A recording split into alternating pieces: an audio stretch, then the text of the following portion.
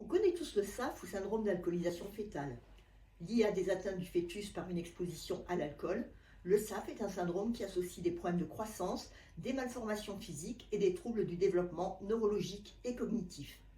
Le SAF a été décrit en 1968 par le pédiatre Paul Lemoine, à partir d'observations sur une cohorte de 127 enfants hospitalisés ou placés en pouponnière. Ces travaux ont eu peu d'écho à l'époque, et ce n'est que 5 ans plus tard, en 1973, aux États-Unis, que deux pédiatres qui ignoraient cette recherche ont décrit à leur tour le même tableau clinique caractéristique de l'embryo-fœtopathie alcoolique. Les statistiques sont rares en France, mais on pense qu'environ un enfant sur 1000 naît avec ces atteintes. Mais beaucoup plus souvent que ces formes complètes, il existe des formes plus modérées, moins visibles, beaucoup plus nombreuses, qui échappent trop souvent au diagnostic. On parle de SAF partiel, d'EAF, effet de l'alcool sur le fœtus, et de TNDLA, troubles neurologiques du développement liés à l'alcoolisation fœtale.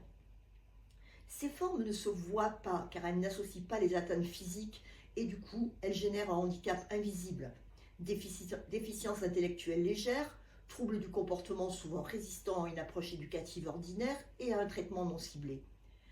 Aux États-Unis, il existe aujourd'hui des centres de référence et de diagnostic, de même qu'un vaste éventail de programmes d'intervention et de soutien destinés aux personnes porteuses de TCAF.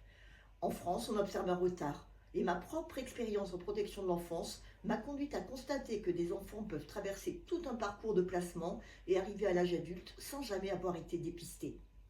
Leurs troubles des comportements amènent des diagnostics multiples, TDAH, TOP, troubles des conduites, qui souvent sont traités en pédopsychiatrie sans résultat probant. Ces troubles sont souvent mal interprétés et insuffisamment pris en compte et génèrent alors des troubles secondaires. Les problèmes de compréhension et de flexibilité sont à l'origine d'anxiété, de comportements d'opposition. Les difficultés d'apprentissage impactent le sentiment de compétence et l'estime de soi.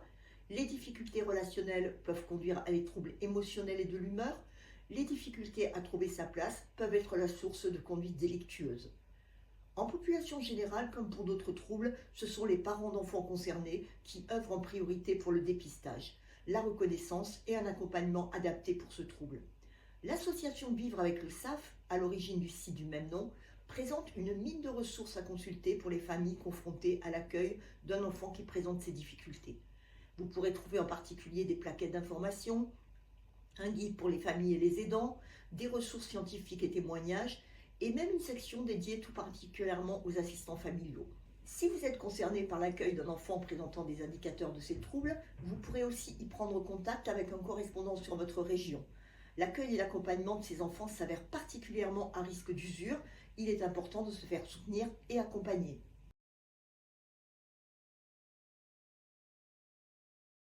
Qu'est-ce qui doit alerter ?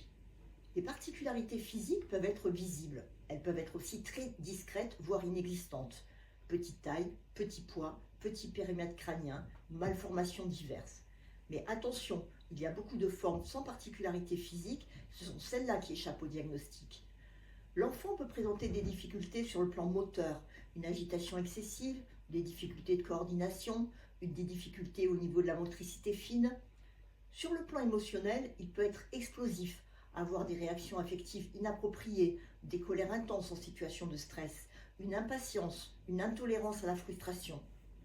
Sur le plan cognitif, il y a de multiples atteintes, des déficits de concentration, d'attention, la désorganisation, une faible mémoire de travail, un manque de flexibilité, une limitation intellectuelle, des difficultés à comprendre les notions de temps, d'espace, de propriété ou de valeur, des difficultés à transférer des consignes ou règles dans d'autres contextes.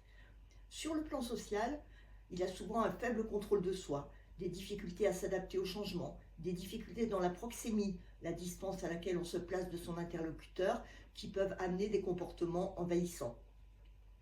L'exposition à l'alcool n'est pas indispensable à prouver. L'hypothèse d'une consommation et la présence de signes d'alerte sont suffisants pour rendre nécessaire une démarche diagnostique et l'adaptation de l'accompagnement. L'enjeu de l'accompagnement, c'est de mettre en place des interventions adaptées qui ciblent les déficits et surtout d'éviter de mal interpréter les difficultés, ce qui provoque chez l'enfant le sentiment d'être incompris, de bloquer ses apprentissages en le mettant en situation de double tâche ou de lui donner des objectifs inaccessibles. alors le risque est grand de le voir développer des troubles secondaires, un surhandicap lié à la non-reconnaissance du handicap, des troubles de santé mentale, des comportements délictueux, des consommations d'alcool ou de toxiques, des conduites à risque. Les altérations du cerveau liées aux impacts de l'alcool sont permanentes, mais le cerveau est plastique. En établissant finement le profil de fonctionnement de l'enfant, on peut stimuler les fonctions déficitaires, l'aider à utiliser ses ressources pour contourner ses points faibles et lui donner des outils pour les compenser.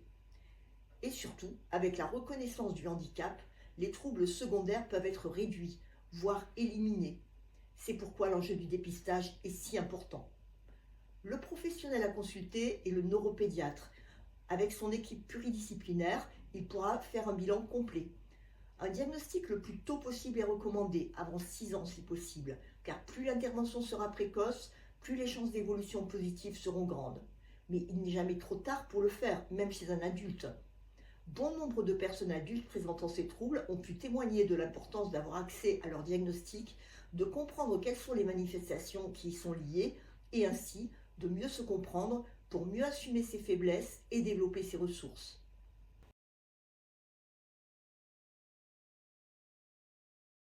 Si vous accueillez un nourrisson ou un bébé et qu'il y a des risques qu'il soit concerné par un trouble consécutif à l'inposition fétale, le meilleur traitement va s'avérer être vous-même, votre personne. Un maternage attentif, beaucoup de portage, un bain de parole, une disponibilité, une patience à toute épreuve pour décoder ses besoins et y répondre au mieux, avec sensibilité et constance, ce qui est tout de même beaucoup plus facile à dire qu'à faire, surtout si vous accueillez aussi d'autres enfants. Puis, il va grandir et présenter des particularités, des besoins spécifiques. Le manque de flexibilité et les difficultés attentionnelles vont demander des adaptations dans la vie quotidienne. Le moindre changement peut entraîner chez lui de la confusion, du stress et des comportements d'opposition. Il va donc falloir un quotidien organisé de manière routinière et avec constance, anticiper les changements, les transitions, prévoir un temps d'adaptation. Les supports visuels, comme la description des routines et l'utilisation d'un timer, peuvent être d'une grande aide. Il va falloir donner des instructions brèves. On recommande moins de 6 mots et concrètes, directes, explicites. L'enfant ne comprendra sans doute pas l'implicite. Donc lui dire plutôt « je te demande de ranger ta chambre maintenant » plutôt que « ta chambre est en bazar, j'en ai marre de te le dire tous les jours ». Il faut être prêt à répéter la même chose tous les jours. Faire des listes, découper les tâches quotidiennes. S'assurer de sa compréhension. Attention, on est parfois étonné, on a l'impression que l'enfant a compris, et en fait il n'a pas du tout compris. D'un point de vue des apprentissages, il est conseillé de privilégier le visuel, d'avoir des attentes réalistes qui peuvent prendre en compte ses difficultés, transformer la tentation du « il ne veut pas » en « il ne peut pas ». Souligner ses points forts. Il peut être sujet à des troubles du sommeil, peut avoir besoin d'aide pour s'endormir. Là aussi, on va introduire une routine, lui proposer des petits supports d'aide à l'endormissement comme le dodo, le petit morphée ou tout autre outil. Une peluche lestée peut lui servir de doudou et le détendre. Il peut avoir des sensibilités particulières, hypo ou hypersensibilité au bruit, à la lumière, à des textures, au toucher, qu'il faudra repérer afin de pouvoir adapter l'accompagnement au mieux. Pour réduire les troubles des comportements, il est parfois bien plus efficace de modifier l'environnement que de vouloir changer l'enfant. S'il peut avoir à sa disposition un espace aménagé pour se calmer lorsque l'agitation monte, c'est l'idéal. Certaines activités peuvent l'aider à se calmer aussi, tout en l'aidant à mieux se situer dans son corps, comme pousser ou tirer un chariot lourd, transporter des objets lourds, démonter des jouets, façonner de la pâte à modeler, faire de la gym, des étirements, du yoga. Les massages et les exercices de relaxation sont aussi très bénéfiques.